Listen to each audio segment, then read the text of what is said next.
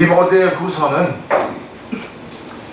사도 바울이 에베소 교회를 목회하기 시작하는 젊은 디모데에게 주는 권면의 말씀이 주된 내용입니다. 오늘 본문은 그 중에 일부로서 특별히 하나님의 말씀, 곧 성경이 얼마나 중요한가를, 그리고 그 절대성과 능력에 대해서 말씀해주고 있습니다. 그래서 오늘 말씀을 통해서 우리가 죄로 고통하는 이 시대 가운데에 어떻게 악한 세상을 이기고 교회와 성도들을 지킬 수 있는지를 배울 수 있기를 기도합니다. 1절 말씀을 보세요. 이렇게 되어 있습니다. 너는 이것을 알라, 말세에 고통하는 때가 이르러 라고 말씀하고 있습니다. 너는 이것을 알라 라고 하는 영어 성경으로 보면 이렇게 되어 있어요. mark this라고 되어 있어요. mark this. 그러니까 밑줄을 그어라 이런 뜻입니다. 자, 이제부터 말할 내용이 밑줄을 그어야 하는 정말 중요한 내용이라고 하는 뜻입니다. 그러니 집중해서 잘 들어야 됩니다. 말세, 곧 예수님의 재림이 있기 전에 세상에는 고통의 때가 이를 것입니다. 영어 성경으로는 There will be terrible time이라고 되어 있습니다. terrible time. 사도 바울의 정의에 따르면 이 시대는 정말 끔찍한 때, terrible time, 끔찍한 때인 것입니다. 자, 여러분 정말 그렇게 지금 오늘 우리가 살고 있는 지금 이 시대에 정말 테러블한 말세입니까?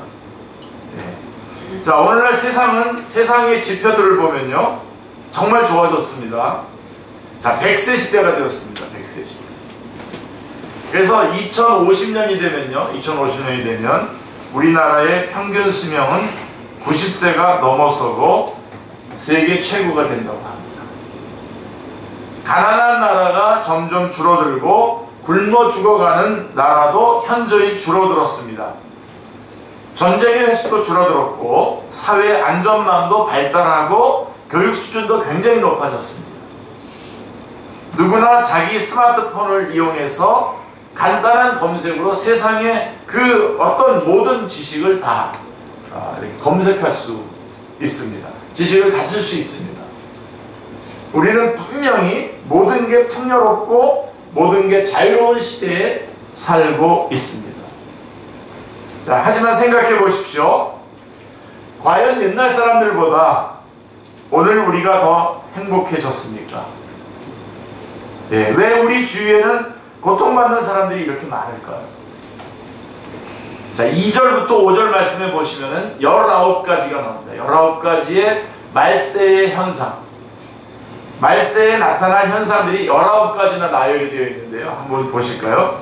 2절부터 5절에 보면 사람들이 자기를 사랑하며 돈을 사랑하며 자랑하며 교만하며 비방하며 부모를 거역하며 감사하지 아니하며 거룩하지 아니하며 무정하며 원통함을 풀지 아니하며 모함하며 절제하지 못하며 사나우며 선한 것을 좋아하지 아니하며 대반하며 조급하며 자만하며 쾌락을 사랑하기를 하나님 사랑하는 것보다 더하며 경건의 모양은 있으나 경건의 능력은 부인하니 이 같은 자들에게서 내가 돌아서라 이렇게 말씀하고 있습니다. 하나하나가 다 끔찍합니다. 이를 볼 때에 말세에 고통받는 이유는 사람들이 하나님을 사랑하기보다는 자기를 사랑하고 돈을 사랑하고 쾌락을 사랑하기 때문입니다. 그래서 반대로 말하면 말세에는 다음과 같은 사람들이 적어진다는 겁니다. 약간 이거 우리 교회 성도들하고는 조금 아닌 것 같은데 하여간 말세가 됐을 때에는 이런 사람들이 적어지는데 어떤 사람들이 적어지냐면요, 다른 사람을 사랑하고 물질로 구제하는 사람이 적어집니다. 출중한 능력은 있지만 겸손한 사람, 다른 사람을 칭찬하고 세워주는 사람, 영육간의 부모에게 순종하는 사람, 감사하며 하나님이 원하시는 일을 하고자 하는 사람, 감사함으로. 그 다음에 조건 없이 용서하는 사람. 빠삐용 기억하셔야 됩니다. 좋은 말로 격려하는 사람, 모든 일에 절제하는 사람, 사랑으로 선한 일을 하고자 애쓰는 사람, 배반하지 않고 충성하는 사람, 분별 없이 조급하게 행동하지 않는 사람, 정욕대로 살지 아니하고 하나님을 사랑하고자 애쓰는 사람. 이런 사람들이 점점 보기 힘들어진다. 여러분들이 얼굴빛이 우리 교회는 많은 것 같은데 목사님부터 그렇지 않은 것 같은데 우리 교회 가운데 정말 감사한 일이죠. 이러한 말세 중에 말세지말이라고 하는 이 시대에 그래도 우리 교회 가운데에 이 같은 사람들이 참 많다는 것입니다. 자, 그런데 우리가 여기에서 안심할 수 있습니까? 세상 사랑, 세속주의의 그 거대한 물결이 우리를 호시탐탐 아까 말했던 그 말세에 나타난 그 현상들의 삶으로 우리를 계속해서 몰아내고 있는 것이죠. 노리고 있습니다. 우리가 경계의 끈을 놓아버리고 무방비 상태로 있다가는 우리도 모르는 사이에 얼마든지 세상에 물들어갈 수 있는 것입니다. 그래서 하여간 우리 지난 1월 1일날 빠삐용 신앙에 대해서 얘기했는데 빠지지 말고 삐지지 말고 무조건 용서하라고 하는 빠삐용 신앙인데요. 그래서 얼마든지 이 세속과 이런 세상사랑이라고 하는 물결이 우리를 잠식시킬 수 있는 그런 위험이 항상 있기 때문에 우리는 이렇게 자꾸만 빠지지 말고 예배하고 또 말씀 공부하고 그러면서 계속해서 이것을 확인하고 다시 자리로 돌아가고 원래 자리로 돌아가고 하는 그런 싸움을 해야 됩니다. 그래서 우리가 이런 세속주의에 물들지 않으려면 어떻게 해야 하겠습니까? 5절 말씀해 보시면 경건의 모양은 있으나 경건의 능력은 부인하니 이 같은 우리 충현 형제님이 이 같은 자들에게서 내가 돌아서라 이렇게 노란 색깔로 바로 저 부분입니다. 이 같은 자들에게서 내가 돌아서라. 이 같은 자들에게 내가 돌아서라는 겁니다.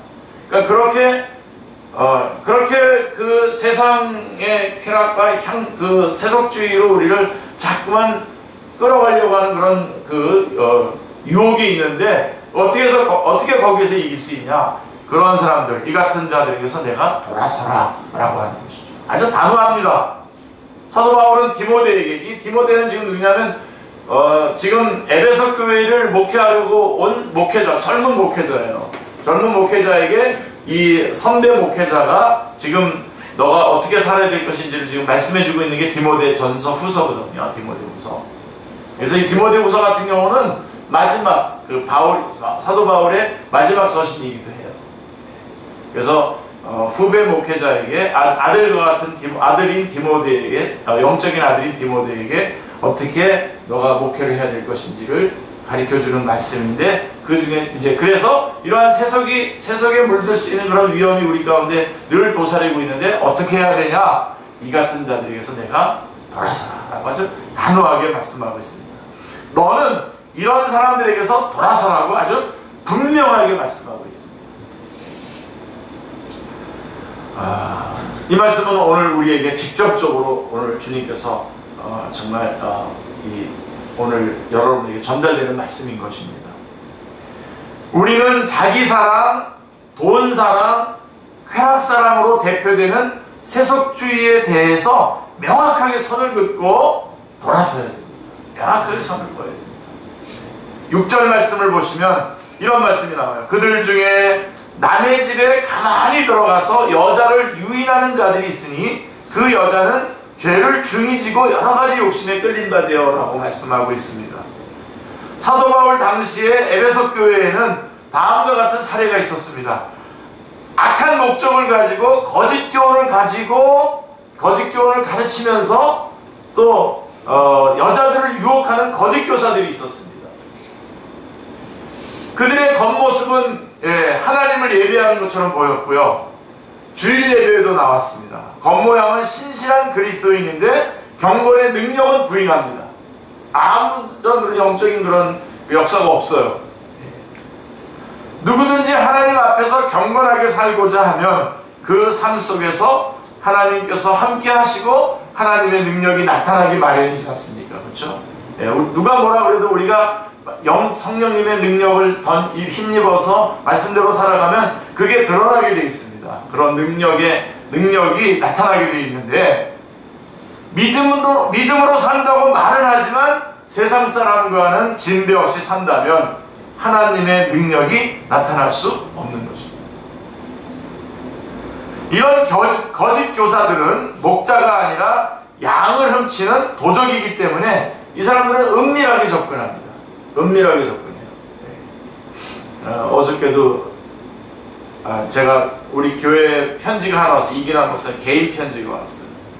축제교회 목사님. 그래서 축제교회 이기남 목사라고 안 쓰고 축제교회 목사님에게 이렇게 보내면 벌써 이상하잖아요.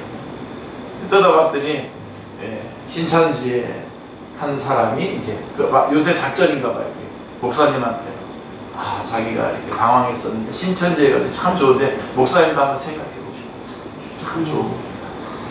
여러분 우습죠? 목사님한테 감히 그렇게 편지할까 그러는데 그게 먹혀요.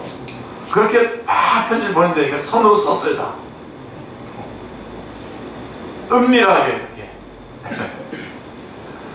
자, 어리석은 여자는 이런 거짓 교사의 이단의 말에 쉽게 넘어가서 항상 배우지만, 거기에 넘어가서 배우지만 여러분 거기에 뭐가 있습니까? 진리가 없잖아요. 결국 진리의 지식에 이를 수 없게 되었습니다. 거짓 교사의 말은 아무리 그럴듯해 보여도 진리 되시는 예수님을 대적하기 때문입니다. 그게 8절 9절의 내용입니다. 거짓 교사들은 잠시 사람들을 속일 수는 있습니다. 하지만 오래가지 못하고 결국에는 그 정체가 드러나게 되어 있습니다. 자, 조금 전에도 제가 말씀드렸죠. 이 시대의 대표적인 거짓 교사는 바로 신천지입니다. 신천지. 제가 제 원고에다가는 시읒, 치읒, 지읒이라고 썼어요. 하도 제가 쓴 글에 따라와가지고 막 이의제기를 해요. 그래서 아예 제가 이렇게 썼습니다. 근데 여기서는 신천지라고 분명히 말씀드려요. 그래서 신천지의 추수꾼들은 자신의 정체를 속이고 교회에 잔입했습니다. 자기 편을 모아서 목회자를 내쫓고 교회를 통째로 신천지에 넘어가게 했습니다. 여기 지금 신천지 있으면 얘기하세요. 예? 없죠? 네. 가끔씩 왔다가 가는 것 같더라고요. 보니까. 이처럼 비복음적인 이단과 거짓 교원들은 반드시 패배하고 결국은 복음이 승리합니다. 복음이 승리합니다. 네, 지금 이제 다 드러났어요. 이제 끝을 보는 것 같아요. 이런 식으로 헤딩하는 거 보면 자살 저거죠. 예. 자, 그러므로 우리가 세상 사랑을 부추기는 거짓 교훈에 속지 말고 복음 진리 위에 굳게 서야 하겠습니다. 아멘. 그러면 이런 거짓 교사와는 달리 사도 바울은 어떻게 자기의 삶을 살았습니까? 목회 생활을 했습니까? 그게 10절로 12절인데 참 귀합니다. 10절로 12절 말씀해 보시면 나의 교훈과 행실과 의향과 믿음과 오래 참음과 사랑과 인내와 박해를 받음과 고난과 또한 안디옥과 이고니온과 루스드라에서 당한 일과 어떠한 박해를 받은 것을 내가 과연 보고 알았거니와 주께서 이 모든 것 가운데서 나를 건지셨느니라. 무릇 그리스도 예수 안에서 경건하게 살고자 하는 자는 박해를 받으리라. 이게 바로 지금 새롭게 목회를 시작하는 디모데에게 바울이 너 내가 이런 거 다 받을 때 너 같이 받잖아. 다 받고 이 모든 것에서 주님께서 나를 건져내시는 거 다 받지. 무릇 그리스도 예수 안에서 경건하게 살고자 하는 자는 박해를 받으리라. 이렇게 얘기해 주지 않잖아요. 대부분 이렇게 얘기해 줄 때.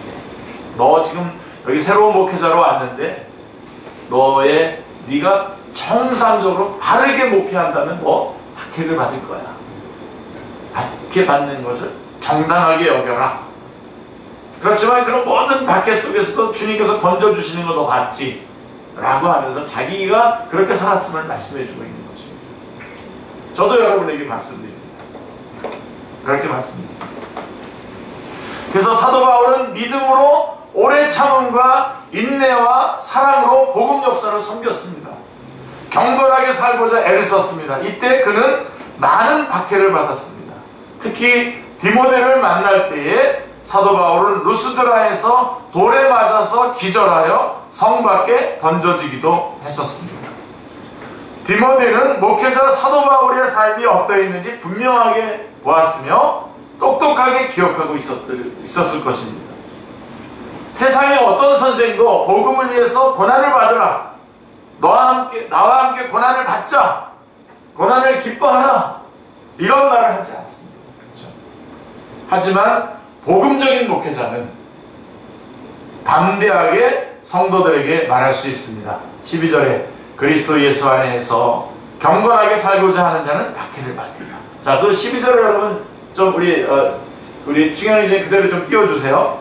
그리스도 예수 안에서 경건하게 살고자 하는 자는 박해를 받으리라, 이렇게 말씀했는데, 여러분 수학에서 자주 사용되는 그 대우명제라고 하는 말이 있습니다. 우리 찬석 집사님 아버님이 수학에 우리나라 대가셨는데, 대우명제라고 하는 말이 있습니다. 이 대우명제라고 하는 말은 그 조건과 그 명제가 어떤 명제의 그 조건과 가정과 결론을 모두 부정하고 난 다음에 자리를 뒷바꾼 명제를 대우명제라고 합니다. 자, 그래서 12절 말씀을 보시면요, 12절 말씀의 대우명제는 이렇습니다. 12절 말씀을 보세요. 그리스도 예수 안에서 경건하게 살고자 하는 자는 박해를 받으리라 그랬는데, 이것에 대한 대우명제는 뭐냐면, 박해를 받지 않으면 그리스도 예수 안에서 경건하게 살고자 하는 사람이 아니다. 네. 그러니까 여러분, 여러분에게 지금 박해가 없다면 둘 중에 하나일 겁니다. 지금이 말세가 아니든지 말세라는 건 우리 다 인정하잖아요. 그죠? 우리가 내가 박해가 없다면 말세가 아니든지, 아니면 내가 경건하게 살고자 하지 않고 있는지, 둘 중에 하나일 것입니다. 자, 우리에게 고난이 있다면 우리의 신앙이 잘못된 것이 아니라는 것입니다. 그래서 저는 여러분의 신앙이 지금 바른 길로 가고 있다라고 하는 것을 이렇게 박해받음으로 확인받으시길 바랍니다. 네, 여러분 아멘 하셨는데, 저는 지금 굉장히 여러분 사지에다 몰아넣은 건데요, 지금. 네.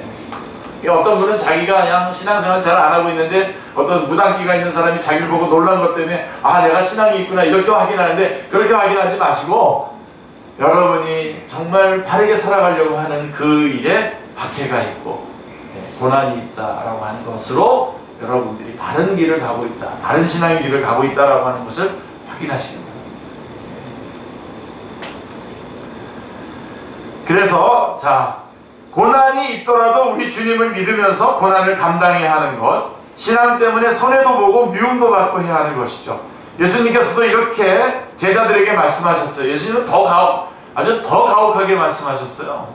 요한복음 15장 18절 19절에 보면, 세상이 너희를 미워하면 너희보다 먼저 나를 미워하는 줄을 알라. 너희가 세상에 속하였으면 세상이 자기의 것을 사랑할 것이나 너희는 세상에 속한 자가 아니요 도리어 내가 너희를 세상에서 택하였기 때문에 세상이 너희를 미워하느니라.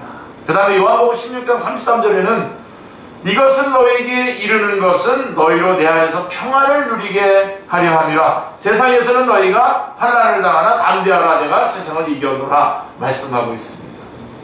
그래서 다시 디모데후서 3장 13절로 가보시면, 악한 사람들과 속이는 자들은 더욱 악하여져서 속이기도 하고 속기도 한다 라고 이렇게 말씀하고 있습니다.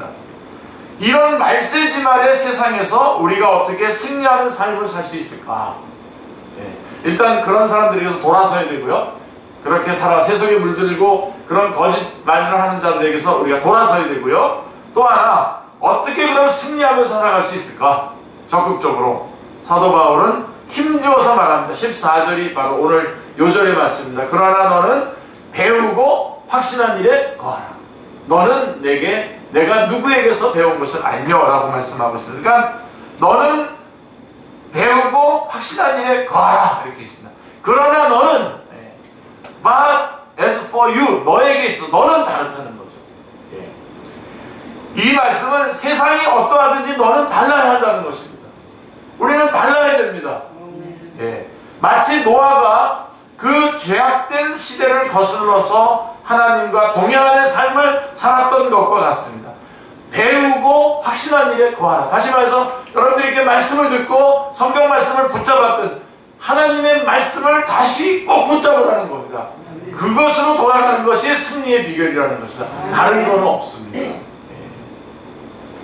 배우고 확신한 일에 거하라고 하는 이 말씀은 디모데가 사도 바울로부터 배우고 확신한 그 복음, 오직 예수 그리스도로 말미암아 구원받고 예수 그리스도로 말미암아 우리가 인도함을 받고 보호함을 받고 또 공급함을 받는다라고 하는 예수님만으로 살아가는 그 삶, 예수님만으로 살아가는 그 믿음을 말하는 것입니다.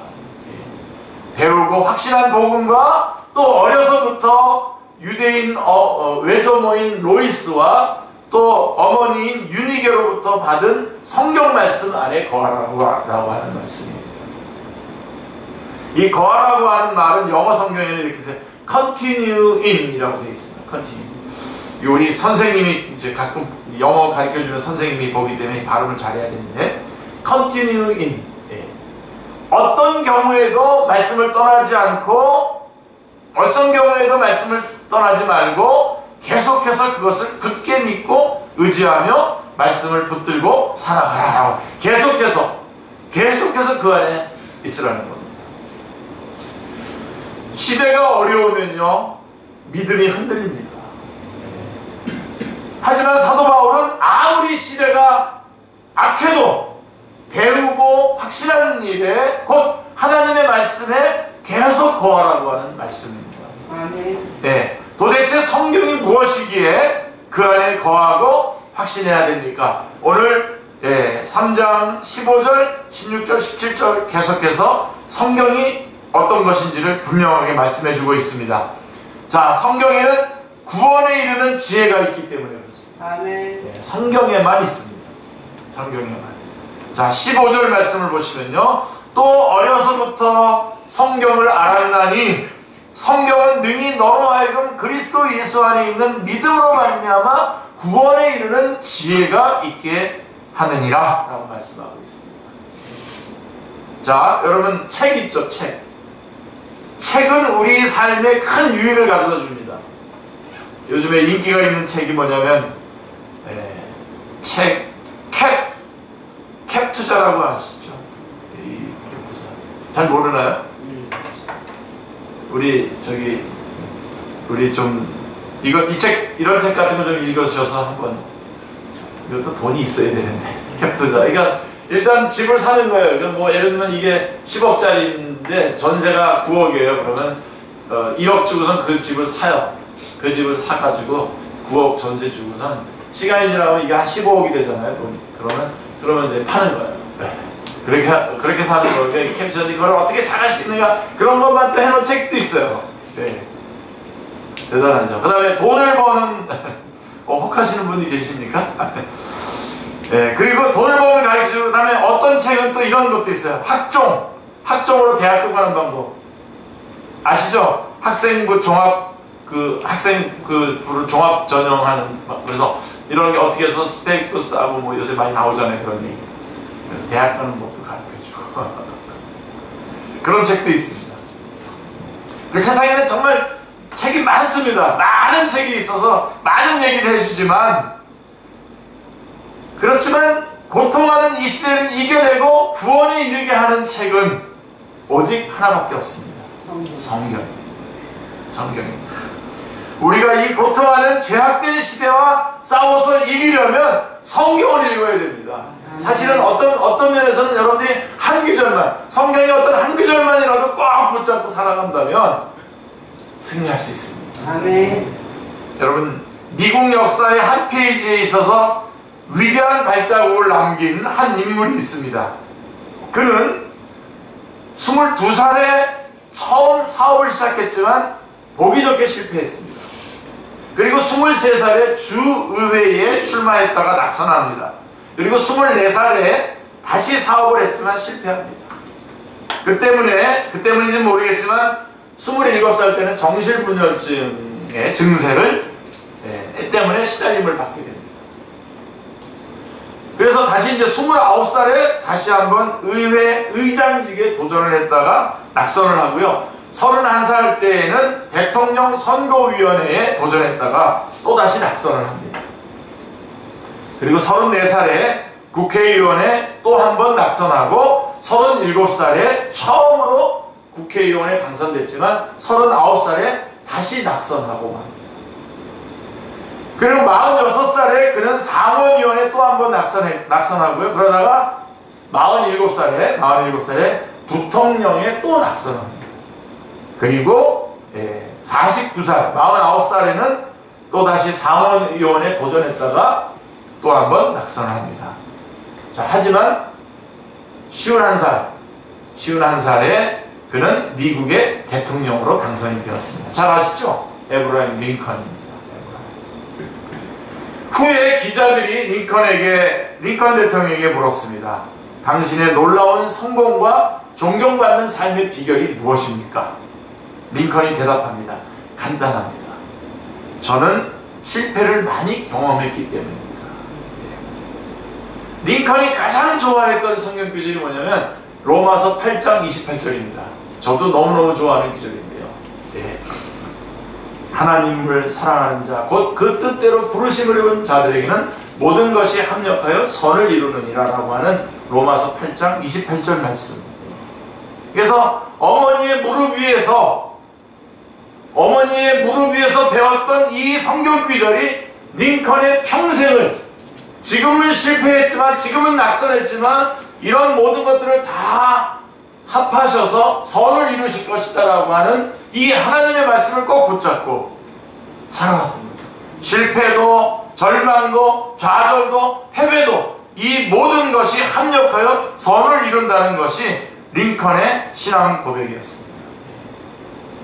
우리 산부 모임 때 우리 둘러앉아가지고 이렇게 얘기할 때 여러분 중에 한 분이 그때 이제 다들 숙연해져 한 분이 나는 여태까지 살아온 게 이게 잠깐 실패로 안 될 것 같다 그러면서 막 이렇게 누군가가 자기를 막 얘기하잖아요. 이렇게.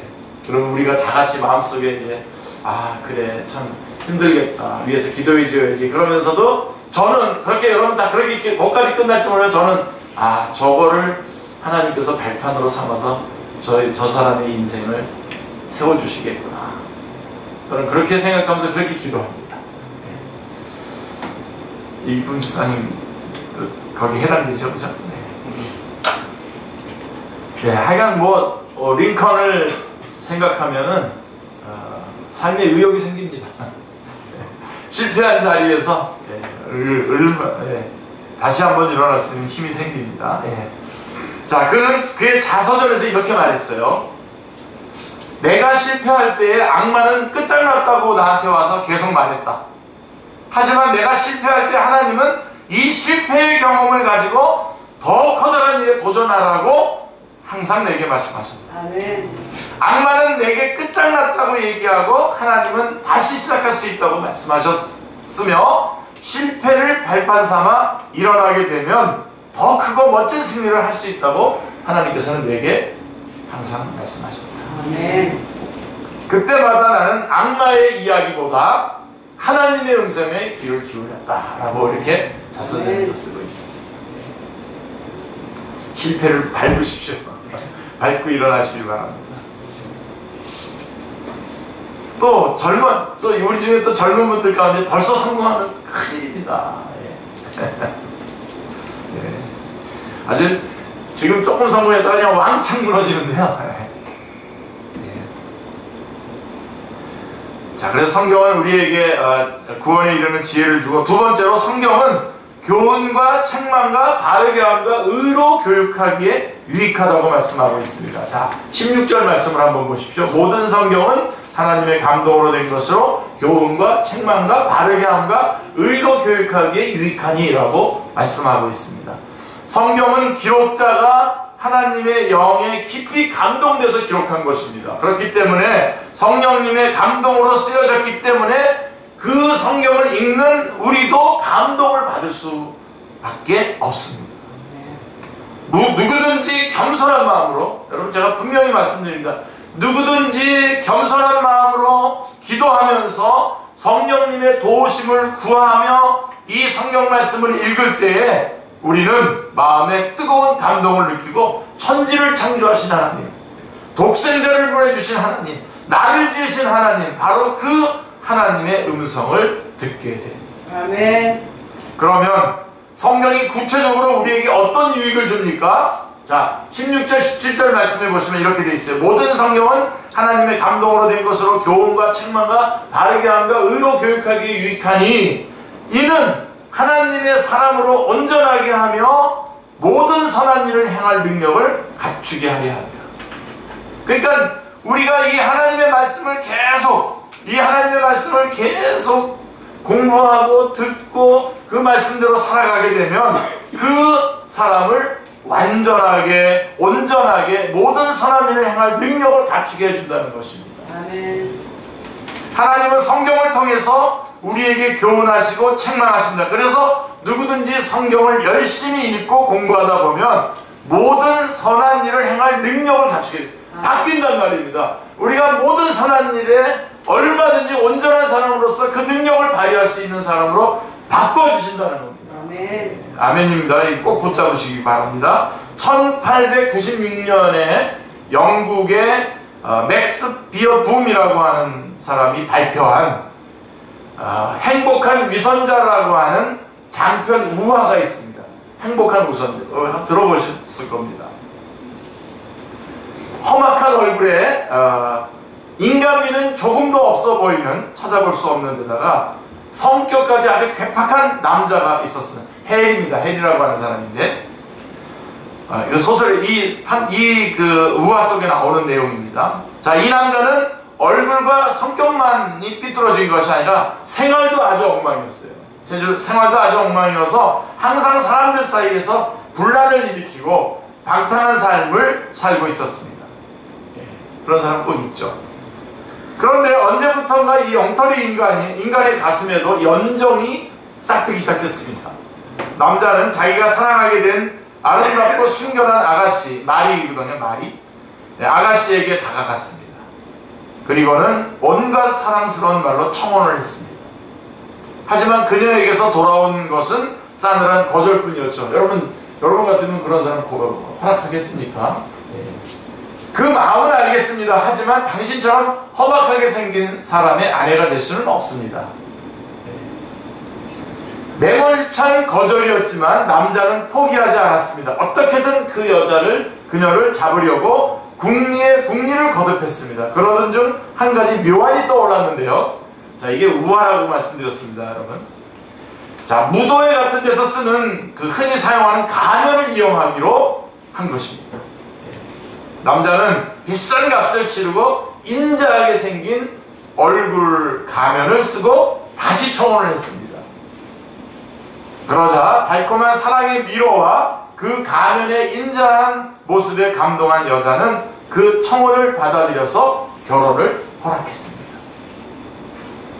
원래 선량함이란 눈을 씻고도 찾아볼 수 없었던 이 남자였지만 그 후에 자기가 원하던 신부를 얻게 되자 그렇게 착하게 굴 수가 없었습니다. 이 부분이 제일 중요한 것 같아요. 그때부터 아주 착하게, 진짜 신부를 얻었고 착하게 굴기 시작했어요. 그는 사랑스러운 신부를 기쁘게 해주기 위해서 열심히 일했고 사랑한다는 말을 아끼지 않았습니다. 그렇게 단란한 가정을 이루고 행복하게 살아가고 있던 어느 날 한 손님이 찾아왔어요, 그 집에. 근데 그 손님은 이 남자에게 많이 유감이 있는 남자입니다. 네, 유감이 많은 남자예요. 그래서 남자가 잠든 사이 그는 여자에게 가면 속에 감춰진 남편의 험악한 얼굴과 방탕한 과거의 생활들을 낱낱이 폭로해버렸습니다. 그의 말은 도저히 믿기 힘든 충격적인 말이었습니다. 하지만 아내는 사실을 확인해보고 싶었습니다. 그래서 잠든 남편의 가면을 슬그머니 벗겼습니다. 순간 제일 놀란 사람이 누구냐면 남편도 아니고 벗겨짐을 당한 남편도 아니고 그것을 벗긴 아내도 아니고 남편의 과거를 폭로했던 손님의 얼굴에 놀라움이 가득 차게 되었습니다. 가면 속의 얼굴은 험악하고 비열한 남자의 얼굴이 아니었습니다. 빙그레 미소 지은 얼굴로 편안하게 잠들어 있는 그 얼굴은 그가 쓰고 있던 가면의 얼굴보다 인자하고 더 푸근하게 변해 있었던 것입니다. 이 이야기처럼 사람은 누군가를 계속 바라보다 보면 자기도 모르게 그 사람을 닮아간다고 합니다. 큰바의 얼굴 기억나시죠? 우리는 성경에서 하나님의 얼굴을 발견합니다. 바로 이 부분입니다. 오늘 우리가 배우고 확신한 일에 거해야 되는 그런 세속에 물든 자들에게서 돌아서서 배우고 확신한 일에 거할 때에 우리가 성경 말씀 속에서 계속 성경의 말씀대로 추구하고 살아가게 될 때 우리의 진짜 모습이 어느새 바뀌어 있는 것을 보게 됩니다. 우리가 바뀌었기 때문에 구원받는 거 아니에요. 그러나 이렇게 주님께서 그러함에도 불구하고 우리를 구원해 주셨지만 우리가 그 구원해 주신 주님의 그 말씀을 따라서 순종해 나가면서 그렇게 살아갈 때 우리가 바뀌어 가는 것을 바뀌어져서 온전한 능력이 생기고 선을 행할 수 있는 능력을 갖추게 된다는 것이죠. 우리는 성경에서 하나님의 얼굴을 발견합니다. 독생자를 주시기까지 우리를 사랑하신 사랑의 하나님을 만납니다. 죄를 미워하시는 거룩하신 하나님을 만납니다. 또한 성경을 읽고 성경을 공부하면서 우리는 예수님의 얼굴을 발견합니다. 상한 갈대를 꺾지 아니하시고 꺼져가는 심지도 끄지 아니하시는 국률의 목자이신 예수님을 봅니다. 자기 목숨을 많은 사람의 대성으로 주시기까지 우리를 섬기러 오신 예수님을 만납니다. 그래서 우리는 성경을 통해 사랑을 배우고 용서를 배우고 긍휼을 배우게 됩니다. 무엇이 죄인지 무엇이 거짓인지를 분별하는 지혜와 죄를 이길 힘을 성경에서 얻게 되는 것입니다. 이렇게 성경으로 교육을 받다 보면 우리는 서서히 선을 행할 능력을 갖추게 됩니다. 온전한 하나님의 사람으로 성장할 수 있습니다. 그래서 여러분 주일날 주님 앞에 나와서 예배 드리시고요. 주중에 하루는 우리 교회에서 하는 모든 거 다 넣을 것까지 원하지는 않습니다. 그 중에 하루는 좀 이렇게 해서 계속 이렇게 훈련을 받으시고 아침마다는 여러분들이 스스로 좀 하나님의 말씀을 이렇게 계속 보고 묵상하고 그대로 순종해 나가면 이러한 자로 세워져요. 다른 방법은 없습니다. 성경은 다른 방법을 제시한 적이 없습니다. 돈을 더 벌어가지고 그렇게 될 수 있다. 혹은 무슨 선한 일을 많이 해서 그렇게 될 수 있다. 그런 게 아니라 오히려 성경 말씀 가운데 그 말씀을 묵상하고 그 말씀대로 내 삶을 드리고 하나님 앞에 올려드리고 실천하고 행하는 그런 가운데에 선을 행할 수 있는 능력이 생기고 온전한 사람으로 성장할 수 있게 되는 것이죠. 아멘. 자, 이것이 성경에 거하는 사람이 얻는 유익입니다. 성경에 거하게 되면 여러분들이 정말 자유해집니다. 능력이 생기면 자유로워지잖아요.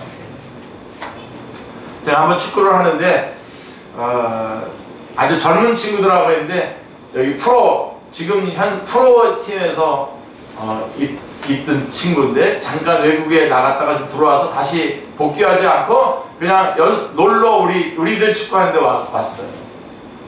그래서 이제 저는 이제 그렇게 잘하는 사람이 오면 되게 잘 맞거든요. 그래가지고 이제 기대를 했죠.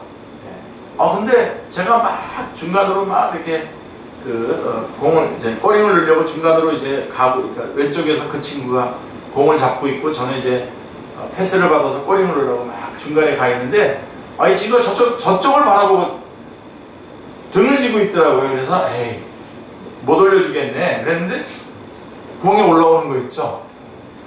저쪽을 바라보면서 내 쪽으로 공을 쳤어요. 이거 프로죠.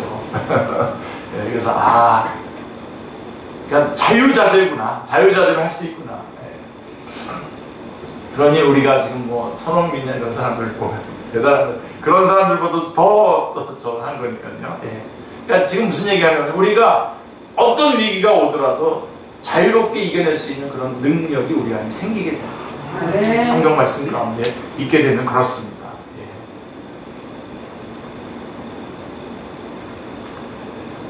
자, 그러면 마무리하겠습니다. 그래서 정말 우리야말로 이렇게 성경 말씀, 성경에 거하는 사람이 얻는 유익이 뭐냐?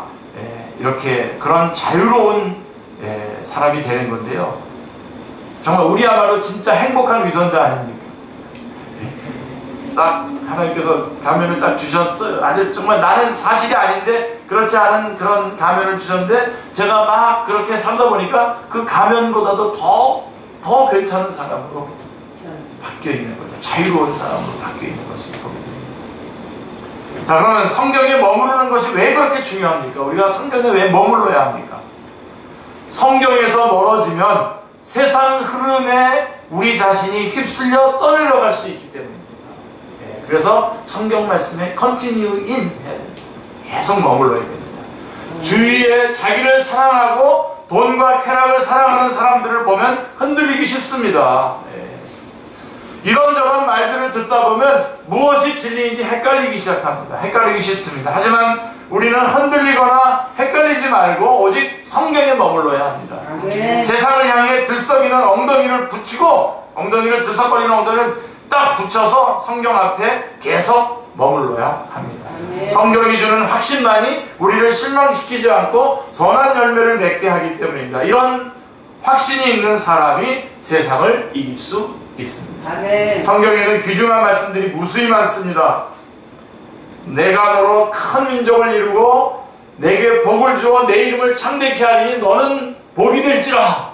이게 아브라함에게 하나님께서 약속하신 말씀인데 이게 바로 메시아를 바라보고 주신 말씀이지 않습니까? 여러분, 우리가 복이라는 겁니다. 여러분들이 올해는 2020년도에 여러분들이 어딜 가든지 거기서 여러분이 복이 되시길 바랍니다. 아멘. 여러분을 통해서 그리스도의 복이 흘러나가는 그것이 되기를 바랍니다. 또 이런 말씀도 있어요. 여호수아에게 주신 말씀이죠. 이 율법의 책을 내 입에서 떠나지 말게 하며 주야로 그것을 묵상하며 그 안에 기록된 대로 다 지켜야 하라. 그리하면 내 길이 평탄하게 될 것이요 내가 형통하리로다 말씀하고 있습니다. 이 율법의 말씀을 다 지켜 행하면, 묵상하면, 그 기록된 대로 행하면 내 길이 평탄하고 형통할 것이다 라고 말씀하고 있습니다. 여호수아서 1장 8절이고요 또 제가 또 좋아하는 이사야서 58장 11절 말씀해 보십시오. 여호와가 너를 항상 인도하여 메마른 곳에서도 내 영혼을 만족하게 하며 내 뼈를 견고하게 하리니 너는 물된 동산 같겠고 물이 끊어지지 아니하는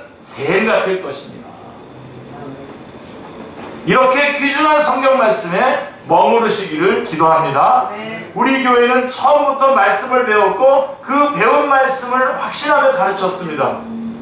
자, 2020년 새해를 시작하는 우리가 배우고 확신한 일에 거한다는 뜻이 무엇입니까? 이는 세상의 흐름에 흔들리지 않고 우리 교회가 처음 시작할 때처럼 말씀을 깊이 파고, 그러니까 제가 더 열심히 파겠습니다. 그러니까 말씀을 깊이 파고 말씀 안에서 방향을 찾고 말씀으로 시대와 싸우라는 의미인 것입니다.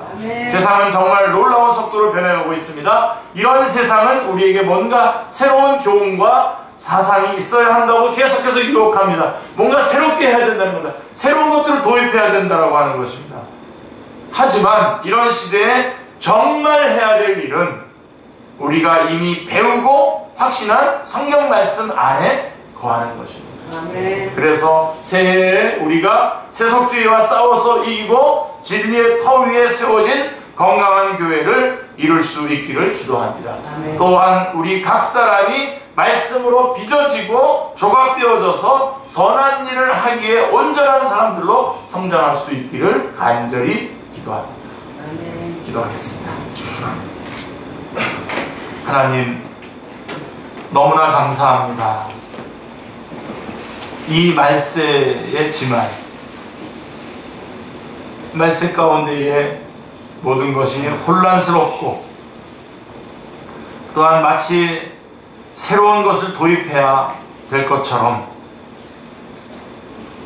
세상을 사랑하는 세속주의가 저희들을 유혹하고 뒤흔들고 있지만 하나님, 저희들은 이러한 자들에게서 돌아서게 해주시고 무엇보다도 주시는 하나님의 말씀 꽉 붙잡고 그동안 배우고 확신한 일에 거할 수 있는, 계속 거할 수 있는 저희들이 다 되게 하여 주옵소서. 하나님, 저희들이 열심히 하나님의 말씀을 읽고 암송하고 연구하고 또 이 말씀들을 묵상하고 또 삶 속에 적용하고 또 그래서 열매 맺어 하나님 앞에 영광 돌리는 하나님의 말씀에 굳게 서는, 배우고 확신한 일에 굳게 서는 축제의 식구들 다 되게 하여 주옵소서.